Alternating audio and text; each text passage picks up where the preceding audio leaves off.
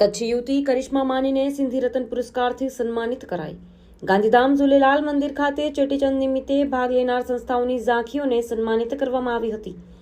સાથે સિંધી બાળકોને પણ સરસ્વતી સન્માન એવોર્ડથી સન્માનિત કરાયા હતા, જેમાં આદિપુરની એન્કર અભિનેત્રી કરિશ્મા માનીનું સન્માન કરવામાં આવ્યું હતું। તેઓ વર્ષ 2010માં TYBAમાં કચ્છની gold medallist in English literature રહ્યા હતા।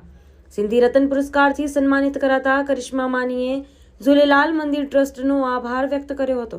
અગાઉ પણ કરિશ્મા માનીને અનેક એવોર્ડ મળ્યા છે।